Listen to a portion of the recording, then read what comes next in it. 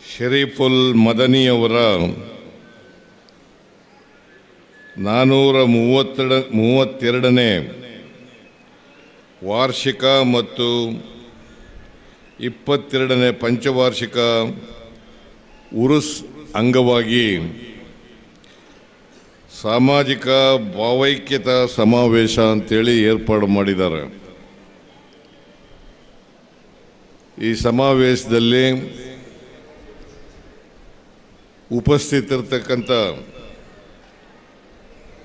ಇಸ್ಲಾಂ ಧರ್ಮಗುರುಗಳಾದಂಥ AP Ustad ಅವರ, ಶ್ರೀ ಖಲೀಲ್ ಬುಖಾರಿ ಅವರ, ಅಟಕ್ವಯ್ಯ ತಂಗಳವರ, ಮುನಾವರ ಅಲಿ ತಂಗಳವರ, ಇಂಬಜ್ಕಿ ಕೊಯ್ಯ ತಂಗಳವರ,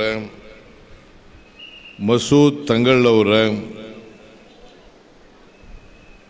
ನಮ್ಮ ವಿಧಾನಸಭೆಯ ಅಧ್ಯಕ್ಷರಾದಂಥ UT ಖಾದರ್ ಅವರ, ದಕ್ಷಿಣ ಕನ್ನಡ ಜಿಲ್ಲಾ ಉಸ್ತುವಾರಿ ಸಚಿವರಾದಂಥ ಶ್ರೀ ದಿನೇಶ್ ಗುಂಡೂರಾವ್ ಅವರ, ಕಂದಾಯ ಸಚಿವರಾದಂಥ ಶ್ರೀ ಕೃಷ್ಣ ಬೈರೇಗೌಡ ಅವರ, ನಗರಾಭಿವೃದ್ಧಿ ಸಚಿವರಾದಂಥ ಬೈರ್ತಿ ಸುರೇಶ್ ಅವರ, ಪೌರಾಡಳಿತ ಸಚಿವರಾದಂಥ ರಹೀಂ ಖಾನ್ ಅವರ, ಮುಖ್ಯಮಂತ್ರಿಗಳ ರಾಜಕೀಯ ಕಾರ್ಯದರ್ಶಿಗಳಾದಂಥ ಶ್ರೀ ನಸೀರ್ ಅಹಮದ್ ಅವರ, ಮಾಜಿ ಕೇಂದ್ರ ಸಚಿವರಾದಂಥ ಶ್ರೀ CM ಇಬ್ರಾಹಿಂ ಅವರ, ಮಾಜಿ ಸಚಿವರಾದಂಥ ರಮಾನಾಥ್ ರೈ ಅವರ, ಮಾಜಿ ಸಚಿವರಾದಂಥ ವಿನಯ್ ಕುಮಾರ್ ಸ್ವರ್ಕೆ ಅವರ, ಶಾಸಕರಾದಂಥ ಅಶೋಕ್ ರೈ ಅವರ, ಕಾಸರಗೋಡು ಶಾಸಕರಾದಂಥ ಅಶ್ರಫ್ ಅವರ, ಮೇಲ್ಮನೆಯ ಸದಸ್ಯರಾದಂಥ ಐವಾನ್ ಡಿಸೌಜ ಅವರ, ವೇದಿಕೆ ಮೇಲಿರ್ತಕ್ಕಂಥ ಎಲ್ಲ ಆಹ್ವಾನಿತ ಗಣ್ಯರೇ, ಇಲ್ಲಿ ನೆರೆದಿರ್ತಕ್ಕಂಥ ಆತ್ಮೀಯ ಅಣ್ಣ ತಮ್ಮಂದಿರ, ಅಕ್ಕ ತಂಗಿಯರೇ, ಮಾಧ್ಯಮದ ಸ್ನೇಹಿತರೆ, ಈಗಾಗಲೇ ಬಹಳ ಜನ ಈ ಸಮಾವೇಶದಲ್ಲಿ ಭಾಗವಹಿಸಿ ಮಾತನಾಡಿದ್ದಾರೆ. ಧರ್ಮಗುರುಗಳಾದಂಥ AP ಉಸ್ತಾದ್ ಅವರು ಕೂಡ ನನ್ನ ಬಗ್ಗೆ ಕೆಲವು ವಿಚಾರಗಳನ್ನು ಪ್ರಸ್ತಾಪ ಮಾಡಿ, ನಾನು ಒಳ್ಳೆ ಕೆಲಸ ಮಾಡಿದ್ರಿಂದ, ಜನಪರವಾದಂಥ ಕೆಲಸಗಳನ್ನು ಮಾಡಿದ್ರಿಂದ, ಎಲ್ಲ ಜನರನ್ನು ಕರ್ನಾಟಕದಲ್ಲಿ ಒಟ್ಟಿಗೆ ತಗೊಂಡು ಹೋದ್ರಿಂದ 2 ಬಾರಿ ಮುಖ್ಯಮಂತ್ರಿಗಳಾಗಲಿಕ್ಕೆ ಸಾಧ್ಯ ಆಯಿತು ಅಂತಕ್ಕಂಥ ಮಾತುಗಳನ್ನು ಹೇಳಿದ್ದಾರೆ. ನಾನು 2ನೇ ಬಾರಿಗೆ ಮುಖ್ಯಮಂತ್ರಿಯಾಗಿ 2 ವರ್ಷಗಳು 20ನೇ ತಾರೀಕಿಗೆ ತುಂಬ್ತಾ ಇದೆ. ನಾವು 2 ವರ್ಷದ ಸಂಕಲ್ಪ ಸಮಾವೇಶವನ್ನು ಕೂಡ ಮಾಡ್ತಾ ಇದ್ದೀವಿ. ಕರ್ನಾಟಕದಲ್ಲಿ 5 ವರ್ಷಗಳನ್ನು ಪೂರ್ಣ ಮಾಡಿದಂಥ ಮುಖ್ಯಮಂತ್ರಿ ದೇವರಾಜ ಅರಸರವರನ್ನು ಬಿಟ್ಟರೆ ನಾನೇ ಅಂತಕ್ಕಂಥ ಮಾತುಗಳನ್ನು ತಮಗೆ ತಿಳಿಸಲಿಕ್ಕೆ ಬಯಸ್ತಾ ಇದ್ದೇನೆ. ಇದಕ್ಕೆ ಕಾರಣ ಜನರ ಆಶೀರ್ವಾದ. ಈ ಕರ್ನಾಟಕ ರಾಜ್ಯದಲ್ಲಿ 7 ಕೋಟಿ ಜನರಿದ್ದಾರೆ. ನಮ್ಮ ದೇಶದಲ್ಲಿ ಸುಮಾರು 140 ಕೋಟಿ ಜನರಿದ್ದೀವಿ. ಬಹುಶಃ ಇವತ್ತಿನ ಲೆಕ್ಕಾಚಾರದ ಪ್ರಕಾರ ಜಗತ್ತಿನಲ್ಲಿ ಜನಸಂಖ್ಯೆಯಲ್ಲಿ ನಾವೇ ನಂಬರ್ 1 ಚೈನಾ ದೇಶವನ್ನು ಹಿಂದಕ್ಕೆ ಹಾಕಿದ್ದೀವಿ. ಅಂದರೆ ಜನಸಂಖ್ಯೆಯಲ್ಲಿ ನಾವು 1ನೇ ಸ್ಥಾನದಲ್ಲಿದ್ದೀವಿ ಅಂತಕ್ಕಂಥದ್ದನ್ನು ನಾವು ಅರ್ಥ ಮಾಡ್ಕೋಬೇಕಾಗ್ತದೆ. ನಮ್ಮ ದೇಶದಲ್ಲಿ ಎಲ್ಲ ಧರ್ಮದ ಜನ ಇದ್ದಾರೆ, ಎಲ್ಲ ಜಾತಿಯ ಜನ ಇದ್ದಾರೆ, ಎಲ್ಲ ಭಾಷೆಯ ಜನ ಇದ್ದಾರೆ, ಎಲ್ಲ ಸಂಸ್ಕೃತಿಯ ಜನ ಇದ್ದಾರೆ. ಸೊ ಅದಕ್ಕೋಸ್ಕರನೇ ನಾವು ವೈವಿಧ್ಯತೆಯಲ್ಲಿ ಏಕತೆಯನ್ನು ಕಾಣಬೇಕು. ವೈವಿಧ್ಯತೆಯಲ್ಲಿ ಏಕತೆಯನ್ನು ಕಾಣಬೇಕು. ನಾವೆಲ್ಲರೂ ಕೂಡ ಮೂಲತಃ ಮನುಷ್ಯರು, ಆಮೇಲೆ ಭಾರತೀಯರು, ಆಮೇಲೆ ನಮ್ಮ ಧರ್ಮಗಳಿಗೆ ಸೇರಿದಂಥವರು ಹಿಂದೂಗಳು, ಮುಸಲ್ಮಾನರು, ಕ್ರಿಶ್ಚಿಯನ್ರು, ಸಿಖ್ರು, ಬೌದ್ಧರು, ಜೈನರು, ಹೀಗೆ ಅನೇಕ ಧರ್ಮದ ಜನರು ಕೂಡ ನಾವು ನೋಡಲಿಕ್ಕೆ ಸಾಧ್ಯ ಆಗ್ತದೆ. ಆದ್ದರಿಂದ ನಾವೆಲ್ಲರೂ ಕೂಡ ಭಾರತೀಯರಾಗಿ ಇರಬೇಕಾದ್ರೆ ನಾವು ಪರಸ್ಪರ ಒಂದು ತಾಯಿಯ ಮಕ್ಕಳಂತೆ, ಅಣ್ಣ ತಮ್ಮಂದಿರಂತೆ ಬದುಕ್ತಕ್ಕಂಥ ವಾತಾವರಣವನ್ನು ನಿರ್ಮಾಣ ಮಾಡಬೇಕು. ಅಂಥ ವಾತಾವರಣವನ್ನು ನಿರ್ಮಾಣ ಮಾಡೋದರಲ್ಲಿ ನಮ್ಮ ಸರ್ಕಾರ ಮುಂಚೂಣಿನಲ್ಲಿದೆ ಅಂತಕ್ಕಂಥ ಮಾತುಗಳನ್ನು ಹೇಳಲಿಕ್ಕೆ ಬಯಸ್ತಾ ಇದ್ದೇನೆ. ನಾವು ಯಾವಾಗಲೂ ಕೂಡ ಮನುಷ್ಯರನ್ನು ವಿಂಗಡಣೆ ಮಾಡ್ತಕ್ಕಂಥ ಕೆಲಸವನ್ನು ಮಾಡಲ್ಲ. ಮನುಷ್ಯರನ್ನು ಒಟ್ಟುಗೂಡಿಸ್ತಕ್ಕಂಥ, ಒಟ್ಟಾಗಿ ತಗೊಂಡು ಹೋಗ್ತಕ್ಕಂಥ ಪ್ರಯತ್ನವನ್ನು ಮಾಡ್ತೇವೆ. ಹಾಗಾಗಿ ನಾವು ಕರ್ನಾಟಕದಲ್ಲಿ ಸಂವಿಧಾನದಲ್ಲಿ ಏನು ಹೇಳಿದೆ, ಬಾಬಾ ಸಾಹೇಬ್ ಅಂಬೇಡ್ಕರ್ ಅವರು ನಮಗೆ ಸಂವಿಧಾನವನ್ನು ಕೊಟ್ಟಿದ್ದಾರೆ, ಬರ್ಕೊಟ್ಟಿದ್ದಾರೆ. ಆ ಸಂವಿಧಾನದ ರೀತಿಯ ಸ್ವಾತಂತ್ರ್ಯ, ಸಮಾನತೆ, ಭ್ರಾತೃತ್ವ, ಈ 3 ಪದಗಳನ್ನು ಬಹಳ ಸ್ಪಷ್ಟವಾಗಿ ಹೇಳಿದ್ದಾರೆ. ಜೊತೆಗೆ ನಾವು ಎಲ್ಲರಿಗೂ ಕೂಡ ನ್ಯಾಯವನ್ನು ಕೊಡ್ತಕ್ಕಂಥ ಕೆಲಸವನ್ನು ಮಾಡಬೇಕು. ಸಾಮಾಜಿಕ ನ್ಯಾಯ ಅಂತಕ್ಕಂಥ ಪದ ಇದೆಯಲ್ಲ, ಅದೆಲ್ಲರಿಗೂ ಸಮಾನ ಅವಕಾಶಗಳನ್ನು ಒದಗಿಸ್ಕೊಡ್ತಕ್ಕಂಥದ್ದು. ಧರ್ಮದ ಆಧಾರದ ಮೇಲೆ, ಜಾತಿಯ ಆಧಾರದ ಮೇಲೆ ಸಾಮಾಜಿಕ ನ್ಯಾಯ ಮಾಡಲಿಕ್ಕಾಗೋದಿಲ್ಲ. ಎಲ್ಲರೂ ಕೂಡ ಸಮಾನವಾಗಿ ಕಾಣ್ತಕ್ಕಂಥ ರೀತಿಯಲ್ಲಿ ಹೋದಾಗ ಮಾತ್ರ, ಎಲ್ರಿಗೂ ಸಮಾನ ಅವಕಾಶಗಳನ್ನು ಒದಗಿಸ್ಕೊಟ್ಟಾಗ ಮಾತ್ರ, ಎಲ್ಲರ ಹಕ್ಕುಗಳನ್ನು ರಕ್ಷಣೆ ಮಾಡಿದಾಗ ಮಾತ್ರ, ಎಲ್ರಿಗೂ ನ್ಯಾಯ ಒದಗಿಸ್ಕೊಟ್ಟಾಗ ಮಾತ್ರ ಸಾಮಾಜಿಕ ನ್ಯಾಯವನ್ನು ಮಾಡಲಿಕ್ಕೆ ಸಾಧ್ಯ ಆಗ್ತದೆ. ಇದರಲ್ಲಿ ನಂಬಿಕೆ ಇಟ್ಟುಕೊಂಡು ನಾವು ಪ್ರಯತ್ನವನ್ನು ಮಾಡ್ತಾ ಇದ್ದೀವಿ.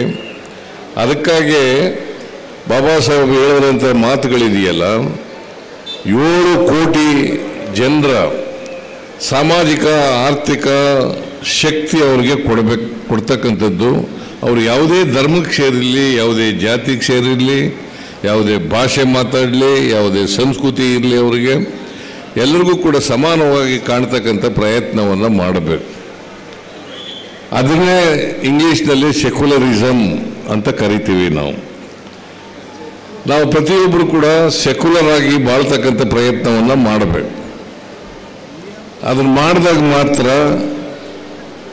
ದೇಶದಲ್ಲಿ, ಸಮಾಜದಲ್ಲಿ ಶಾಂತಿ, ನೆಮ್ಮದಿಯನ್ನು ಉಳ್ಕೊಳ್ಳಲಿಕ್ಕೆ ಸಾಧ್ಯ ಆಗ್ತದೆ. ಈ ದೇಶದಲ್ಲಿ ಅನೇಕ ಸಾಧು ಸಂತರುಗಳು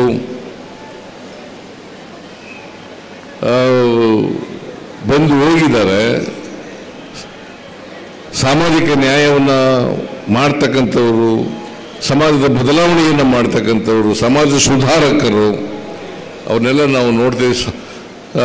ಸೂಫಿಗಳು, ನಾವು ಇವ್ರನ್ನ ನೋಡಲಿಕ್ಕೆ ಸಾಧ್ಯ ಆಗ್ತದೆ. ಆದ್ದರಿಂದ ಇಂಥ ಒಂದು ಪವಿತ್ರವಾದಂಥ ಹಿನ್ನೆಲೆ ಇರ್ತಕ್ಕಂಥ ದೇಶದಲ್ಲಿ ನಾವು ಅವರು ಹೇಳ್ಕೊಟ್ಟಂಥ ದಾರಿನಲ್ಲಿ ನಡೀತಕ್ಕಂಥ ಪ್ರಾಮಾಣಿಕ ಪ್ರಯತ್ನವನ್ನು ಮಾಡಬೇಕು. ಅದು ಮಾಡಿದಾಗ ಮಾತ್ರ ದೇಶದಲ್ಲಿ ಸಂವಿಧಾನವನ್ನು ಜಾರಿಗೆ ತರಲಿಕ್ಕೆ ಸಾಧ್ಯ ಆಗ್ತದೆ. ಅದಕ್ಕೆ ಬಾಬಾ ಸಾಹೇಬ್ ಅಂಬೇಡ್ಕರ್ ಅವರು ಒಂದು ಮಾತನ್ನು ಹೇಳ್ತಾರೆ, ನಮ್ಮ ಸಂವಿಧಾನ ಏನೋ ಶ್ರೇಷ್ಠವಾಗಿದೆ, ಆದರೆ ಇದನ್ನು ಜಾರಿ ಮಾಡ್ತಕ್ಕಂಥವ್ರು ಅವರು ಶ್ರೇಷ್ಠತೆಯನ್ನು ಸಂವಿಧಾನಕ್ಕೆ ಬದ್ಧತೆಯನ್ನು ಇಟ್ಕೊಂಡಾಗ ಮಾತ್ರ ಸಂವಿಧಾನ ಶ್ರೇಷ್ಠ ಆಗಲಿಕ್ಕೆ ಸಾಧ್ಯ ಆಗ್ತದೆ.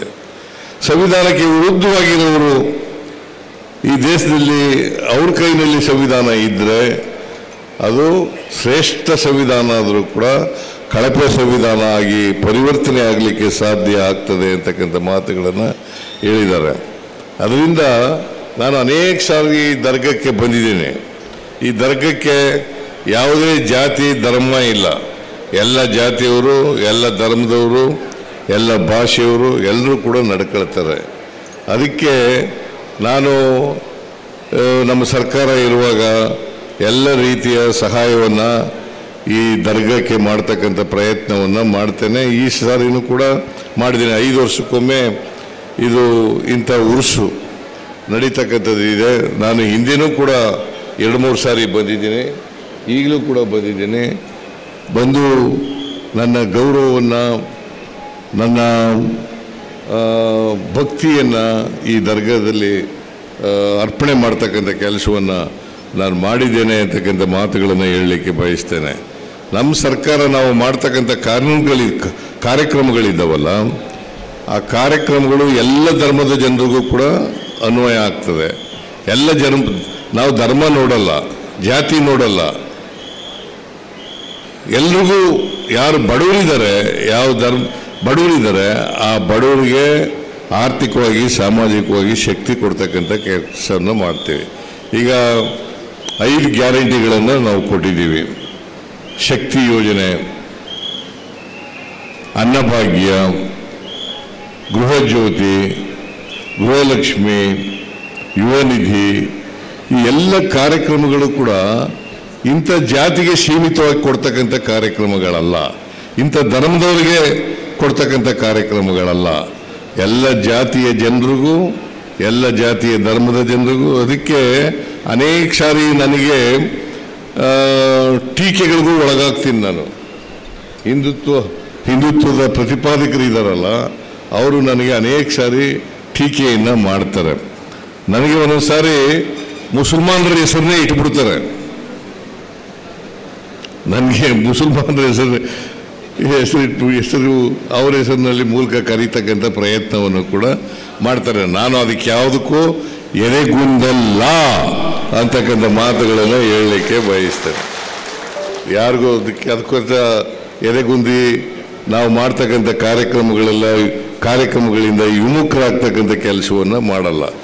ನಮ್ಮದು ಎಲ್ಲ ಧರ್ಮದವರು, ಎಲ್ಲ ಜಾತಿಯವರು, ಎಲ್ಲ ಭಾಷೆಯವರು ಎಲ್ಲರೂ ಕೂಡ ಒಟ್ಟಿಗೆ ತಗೊಂಡು ಹೋಗ್ತಕ್ಕಂಥ ಪ್ರಯತ್ನ. ನಾವು ಮನುಷ್ಯರನ್ನು ಪ್ರೀತಿಸಬೇಕು ಹೊರತು, ನಾವೆಲ್ಲ ಮೂಲತಃ ಮನುಷ್ಯರು, ಆಮೇಲೆ ಧರ್ಮ, ಆಮೇಲೆ ಭಾಷೆ, ಆಮೇಲೆ ಸಂಸ್ಕೃತಿ, ಇದನ್ನು ಹೇಳ್ತಕ್ಕಂಥವ್ರು. ಆದ್ದರಿಂದ ಮೂಲತಃ ನಾವೆಲ್ಲ ಮನುಷ್ಯರು. ಮನುಷ್ಯನನ್ನು ಪ್ರೀತಿಸಬೇಕು, ಮನುಷ್ಯನನ್ನು ಗೌರವಿಸಬೇಕು. ಯಾವ ಕಾರಣಕ್ಕೂ ಕೂಡ ಮನುಷ್ಯನನ್ನು ದ್ವೇಷಿಸ್ತಕ್ಕಂಥ ಕೆಲಸವನ್ನು ಮಾಡಬಾರದು.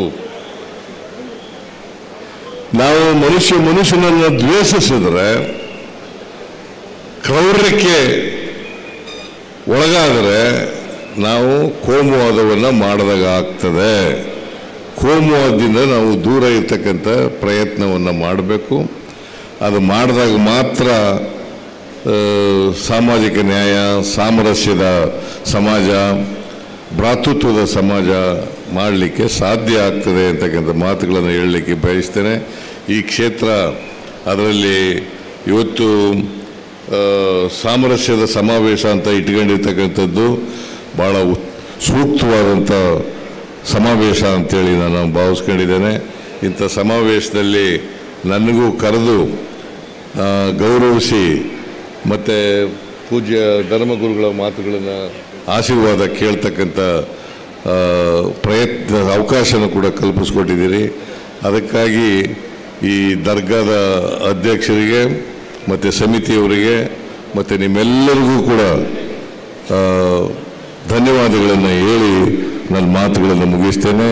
ಜೈ ಹಿಂದ್, ಜೈ ಕರ್ನಾಟಕ.